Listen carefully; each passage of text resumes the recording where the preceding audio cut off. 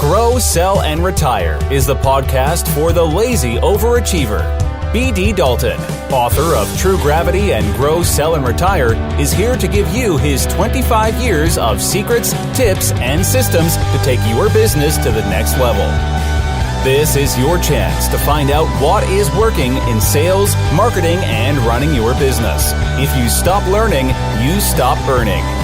Now, here's your host, BD, with today's GSR podcast. Hey everybody, BD Dalton here. I am about ready to introduce you to a guy who is wild.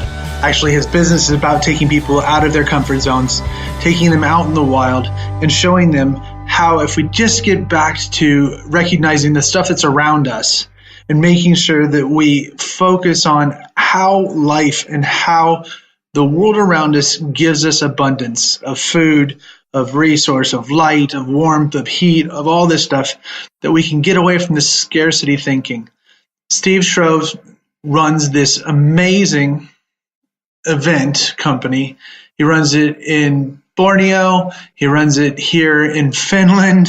He runs it in the UK. But it's taking students, it's taking business owners, it's taking families back out to the wild to make them rely on themselves. So Steve Shrove actually makes it so that we go back to our basic human instincts and understand how amazing of a beast we are.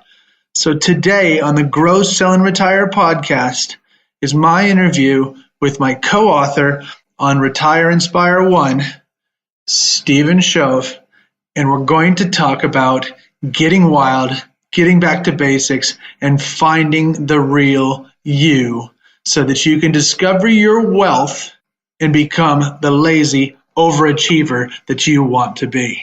So, Stephen, tell us why you wrote the chapter in the book.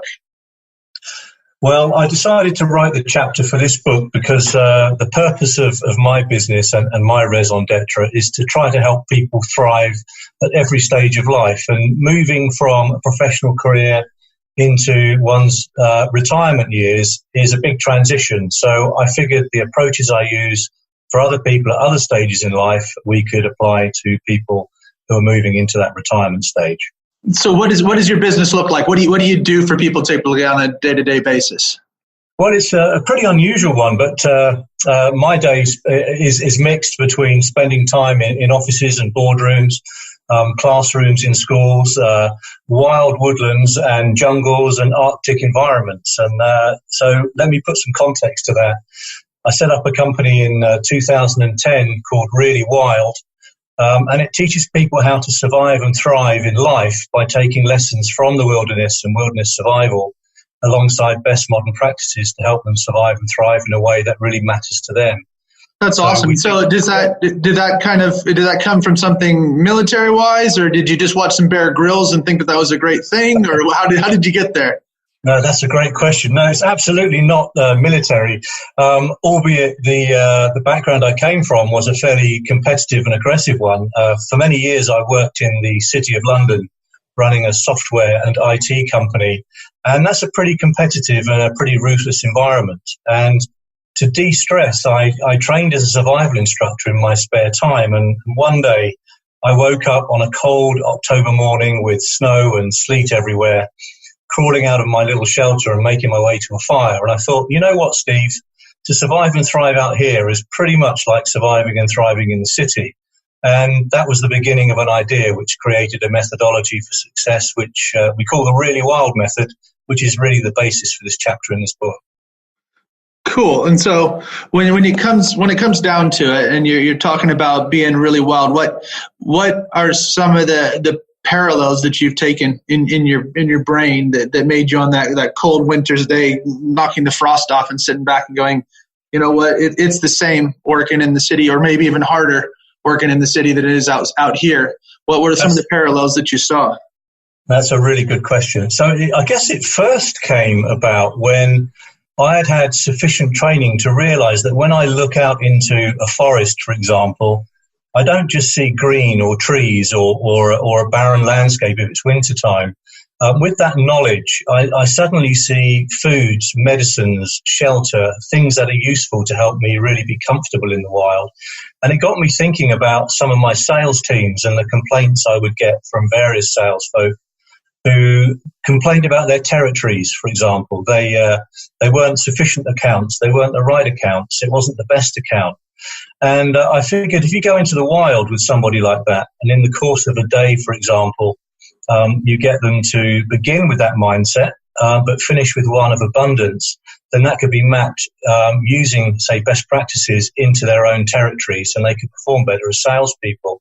And that kind of goes across pretty much anyone that I've met who complains of a lack of resource, because through different lenses, with a different mindset, a different attitude, different ways of working and thinking, what apparently is a barren place is actually one full of opportunity. So that's probably the number one trigger, as it were, for me to think about this methodology. Is that so? When you sit back, and do you have that type of transformation when you're taking people out and they're going through this wild process? Do you find that that one experience opens up?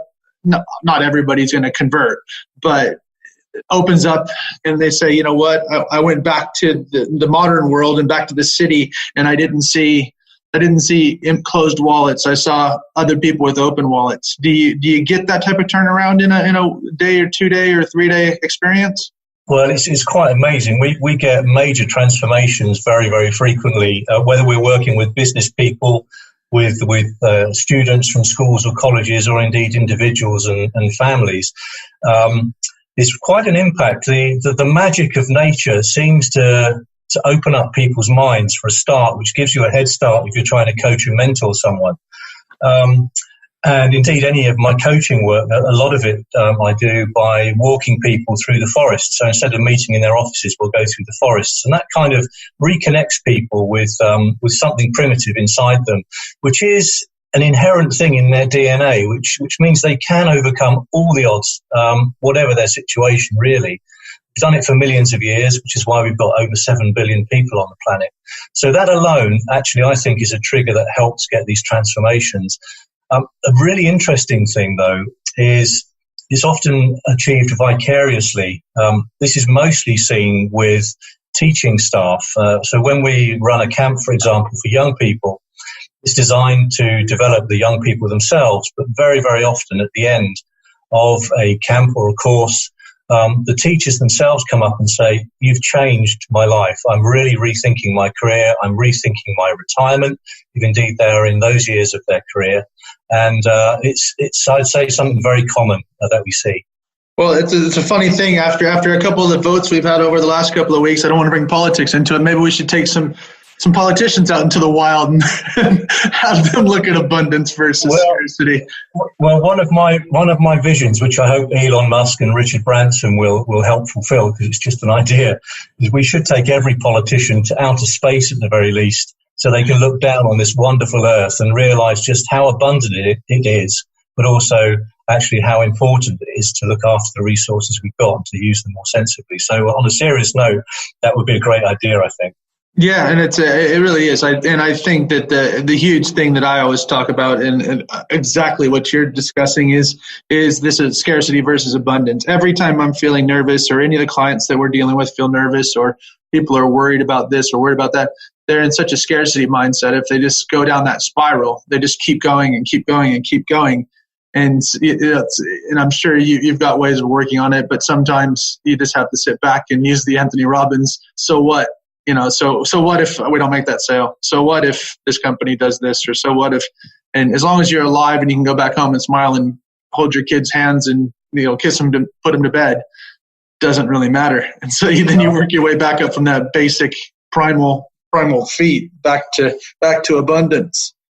It really is as simple as that. And but yeah, all the media, all of the reporting systems, all of the things that we surround ourselves with as adults, all of the planning stuff we hear regarding retirement is about scarcity. And actually, I think a lot of the millennials have got it right, where they kind of have changed the rules. They don't need to have quite so much in the bank, as it were, or saved up before they dare to go and try something new and different to create a lifestyle that's one full of wonder and limitless opportunity. And I think breaking the rules is kind of an interesting thing that people need to think more about doing. One of my favorite books, and hopefully, and people know this, that they've listened to the podcast, is Smart Cuts by Shane Snow, who's a good friend of mine now. But Smart Cuts is all about people that have made multiple industry changes in their lives to take what they knew in the last one and apply it and break the rules in the next one, which sounds like you went from the city to the wilderness, and it's that thing. But then the third switch, actually, the compounding effect of the change and what you learned in the last two iterations of yourself accelerate exponentially the things that you can do in that third industry. I think you're absolutely right. My early career, I was an auditor working for some accountancy firms. So I was if you like, a compliance type officer, which didn't sit comfortably with me because inherently I am a rule breaker, and I ended up moving and transitioning into sort of management consultancy and IT consultancy, and getting people to think very, very differently. And so I think the whole idea of following rules, there is a place for that and a need for that, absolutely. But I think with the fast changes the fast paces of change that we live with, increasingly requires more people to think outside the box and to challenge the status quo.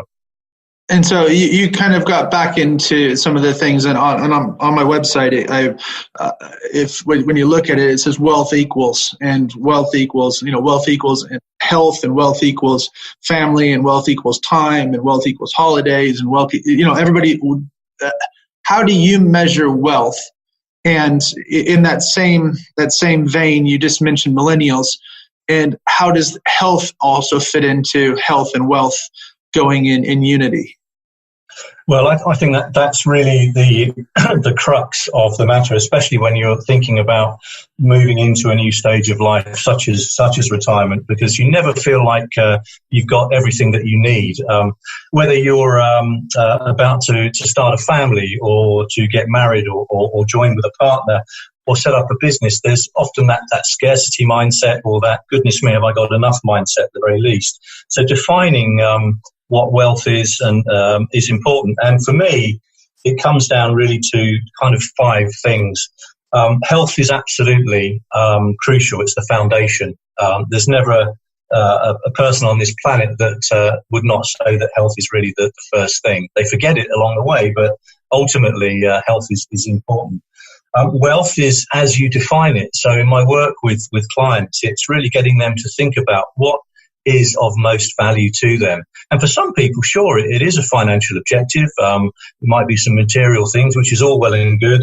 But for the majority, I would say that is really balanced quite heavily with all of the non-tangibles, like love, feeling secure, comfort, joy, all of the things that you could describe make a quality of life. Part of that is the third thing, which I define really as community. It's been shown time and time again that if somebody is not part of a community, whether they're an introvert or an extrovert or otherwise, then their lives aren't as fulfilling, they're not as safe or secure. You just look at the animal kingdom, the requirement for some animals to live in herds, or at very least in small communities, is very, very common, which helps deliver a much better quality of life. The fourth thing, the way I kind of describe this, is about contribution. To feel fully fulfilled, I think people do need to contribute or to create to society. Sure, when you're retiring, you think, maybe I'll take a step back. Maybe I'll treat it a bit like a lifelong holiday. Well, actually, your sense of fulfillment probably won't be as it could be unless you create ways to continue contributing as you did during your professional career. Which kind of leads on to the final thing when I kind of think of what health is and what wealth is, and that's about growth. How many of us have thought, wow, I'd love to learn that second language, or I'd love to become an anthropologist, or I'd love to go travel, or whatever. but have never had the time because of our family commitments, our professional commitments. Well, when you take health, wealth, community, contribution and growth, I think that really helps you absolutely live a life that is one that is thriving and one that you would really desire to have. So if somebody was looking at, and how we talk about having money in the bank, but if you were to look at it, you would break it down into those 5, that health, wealth, community, contribution, and growth, and how, absolutely. and how somebody was going to fulfill each of those baskets. Absolutely. And filling those baskets, I kind of was thinking about this when I was putting the chapter together. We always talk about leading a balanced life, and the idea of a balanced scorecard, as you would use in your business, I think is a healthier way to think about, are you getting the right ticks in boxes proportionally across those 5 measures? I think far too many people go into their retired years or into a venture or into a life stage without having truly thought, what does success look like? And what success looks like is far more than financial. And so when you're, if we were to walk through your first couple of hours in the wilderness, so you've gotten people together, and it's the school kids are great and everything else, but let's go through let's go through some of the business people, and what are some of the things that they come to the realization of in the first couple of hours? Or does it, how long does it take them to finally take off the rose-tinted glasses of life is good back at home, or life is good and I'm fine, I don't need to do this? When do you start to see that? I really love that question, because the many of our courses we just describe as the first hour. My team and I, we know what we mean by the first hour. It usually begins with a brief introduction, talking about the day, talking about why we're here, and just reminding people that we have come from an unending chain of achievers. When you look at the work of Richard Dawkins, he talks about through evolution, we're the peak of people that have been successful before us, or words to that effect. And so whatever your doubts, whatever your concerns, you are built through your DNA to thrive, no matter the odds. So that's a first thing that we just put out there. But a really, really important thing, which is a leveler, I think, and this is great when you've got people who feel really confident, and there are lots of people in business who feel very assured that what they're doing is right, that they are fantastic, that their businesses are fantastic, that all is well. Is we show people how incredibly easy it is to get lost.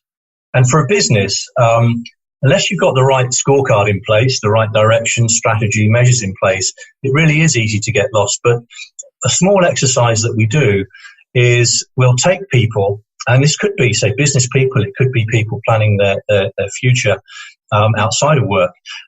We'll blindfold them. And we'll say, what we want you to do is to walk to the other side of this large field. And that sounds pretty easy. We have them take a look at the other side at their objective, so they know where they're walking to. They may point towards a particular tree, for example. They put on their blindfolds and they begin to walk in complete and utter silence. Now, we also have somebody walk behind them. Their job is not to direct them, but just to make sure they don't have an accident, so they can say, wait, stop, health or and go. safety. Health and safety. Well, let me tell you, I've had some funny experiences with this simple exercise, people ending up in all kinds of places. But within a matter of meters, every single person will start to go off track. Some people, in fact, will do a complete circle. Others will go completely behind where they started. And the vast majority will either go very far to the left or very far to the right. And no one will end up at their destiny. At the chosen destination, rather. So we ask people to take their blindfolds off after a shouting stop in our loudest voice, because by this time they've gone some distance. And they take off their blindfolds and look around, not only where they have ended up, where everyone else has. And it is mind-blowing at the distribution of people across those fields, or indeed in adjacent fields. It's quite incredible. So we bring people back and we say, so what happened there then? And they were absolutely convinced they were going in the right direction. So right there, you've basically got an opportunity for people to think, wow, am I and my business on course? If not, why not? What can we do about that? We also get them to think about how they felt during that exercise. And particularly in adults, there's a tremendous nervousness. If you put a blindfold on and you start walking in the wild, no matter how confident you are, you do start to feel nervous. Are you going to trip over? Are you going to fall down something? Are you going to bump into something? And so there's a nervousness there. But then you say, you had somebody following you. Now, it could be a colleague that you have never worked with before. So there was a degree of trust that was needed. And from there, you have a springboard to success. So you've begun with the fact that we are here where we are through the course of evolution as a successful species, and therefore, by definition, in your DNA, you are successful. Secondly, you've learned that actually you can get lost incredibly easy, no matter how confident you are. And thirdly, you realize you're not alone. You have people you can trust. So that's a great foundation, I think, to bring about any change or any strategy or any objective. So if we were to use that and we were putting it in a business reference, have you ever done the same experiment and then had waypoints, as in if you usually do it for 10 minutes or 5 minutes or however the amount is, have you ever done it where they were able to stop, blindfold themselves, unblindfold, look around, figure out where they are, and then do it again? Another great question. So in this particular exercise, the answer is no, because it goes so wrong so terribly quickly. You should try it sometime, but make sure you have someone looking after you. Yeah. But what we do actually is on some of our wider work. So we might have some navigational kind of work for business people and other individuals, where they do have to find their way across various parts of the countryside or mountains or through jungles or the tundra, for example, on some of our more exciting overseas courses. Yes. And then there's a great opportunity to take good sound navigational skills. And I'll add to that natural navigation skills, where all of your modern tools, equipment and resources are stripped from you, and you have to rely on apparently nothing, which is basically the wilderness to find your way. And in those scenarios, then absolutely we have kind of way stations and checkpoints where people can see where they are they on track? We go through various techniques to get back on track or to stay on track. And then by the end of the day or the exercise, they've come back with some really great parallels that can be drawn with their own lives and their own business lives too. No, that's perfect. That's exactly where I was going. It's just in that short exercise is if you'd measured the same outcome, but they were actually able to, do quarterly reviews. So if you're applying it back to the business world versus just trying to go from startup to scale up to sale all at once without stopping and measuring. Absolutely. I mean, actually, as an aside from that, the blindfold exercise we spoke about, we do ask people, what did they try and do to stay on track? And they get some incredible, some ideas come from those conversations. Some might be thinking, where's the sun shining, or feeling warm on my face, or what sounds can I hear in the distance, or which way is the breeze coming from? And we get them to then reflect in conversation, okay, you used a whole measure, a whole basket of ways in which to try and stay on track. Do you have an equally varied set of ways to stay on track in business?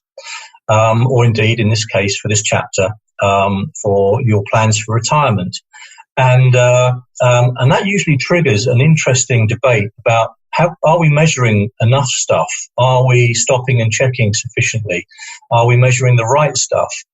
So as a catalyst for conversation, and therefore some great breakout sessions and strategy workshops and team building, not team building, but team direction work, for example, it works incredibly well. Very cool. Okay, here's the personal question. So what are your goals for 2019? Okay, 2019, really, really exciting. We are running an amazing trip to Borneo, wow, where we're taking a group of people out there to stay on a desert island and to learn how to thrive with very, very little indeed around them. It's a project we've done before, but one we're getting better at delivering, and that's always an exciting thing. The other thing is that we're bringing out one, if not two books this year ourselves. So it's been lovely contributing to Retire, Inspire 1. But we've got one called Really Wild Success, which is nearly finished, which is cool. a book aimed at, it is pretty cool, I think. And it's taking the Really Wild method and applying it to individuals, to businesses, and to the education sector and government sectors. So it's a broad book which shows that this method, or this ability to succeed and thrive, actually applies to us all, irrespective of our situation or circumstance. But a really lovely project that we've just begun with some of our clients is to create a compendium book which will take some best practices on various ideas from our clients and our prospects into a book, rather like the Retire Inspire model, so that we can get to network with like-minded people and share some great ideas too. Perfect. So what are you reading right now? What's your book of choice, either for fun, pleasure, or business, or combination thereof? Well, actually, the book I'm reading right now is a book which one of my fellow friends and colleagues has written. It's called The Shed Method by Sarah Milne Rowe. She has a wonderful approach to helping individuals and executives live lives that are fulfilling and healthy and successful. She came from a background not of survival training and instruction and business, but from the world of theatre and performance, and for many years has worked with companies to take some great ideas into the boardroom, into the training room, to help people thrive in their business lives. It's called the Shed Method, and SHED stands for sleep, hydration, exercise, and diet. But wrapped around that are loads and loads and loads of other aspects to her methodology, which I find incredibly useful. Awesome. So, and how about a bit of tech or something that's making your life easier, more fun, or something that you've shed tech-wise that makes your life less aggressive? That's a good question. Now, from my perspective, we have, as a business, have probably not used technology to the degree that we should have done to run our business. My previous life was obviously selling and implementing lots of IT and information solutions. And I think I kind of had a little bit of a moment in my life where I wanted to step away from all things that seemed a little bit kind of too controlled and things. But as our business grows, we are integrating our CRM system with our finance system. Previously, we were doing things fairly manually or having someone do that for us. But now we're trying to automate all of the, let's say, the control and administrative stuff of the business, so that we can really free ourselves up. That's me, my business partner, and our team, to share the ideas and the methods that we've got with as many people as we can. Perfect. And then the very last question, and this is, if somebody just tuning in for the last minute of this podcast and we want them to rewind and go back to the beginning and listen to Stephen Chauvin, your ideas and about being wild in yourself and wild in business, what is your top tip for the listeners? My top tip is believe that you can succeed and achieve the life of your dreams. You are built to do that. It's in your very DNA. And whenever you see a place that you think is bereft of opportunity, put a different set of lenses on and see it for the world of abundance that it truly is. Perfect. Stephen Chauvin, thank you so much for coming on the Grow, Sell, and Retire, trying to help make the listeners lazy overachievers, because we all want to do things with a little less effort, but a lot more success. So thank you very much for coming on the show and participating and enjoying things with our guests. It's my pleasure. Thanks very much for having me on. Thanks for joining us on Grow, Sell, and Retire. For more information, tools, or to book one of our team members to work with your team, business, or to speak at your event or conference, visit bartdaltonconsulting.com or email contact@bartdaltonconsulting.com. Buy the book True Gravity on Amazon. If you want to work for the rest of your life, that is your business. If you don't, that is ours.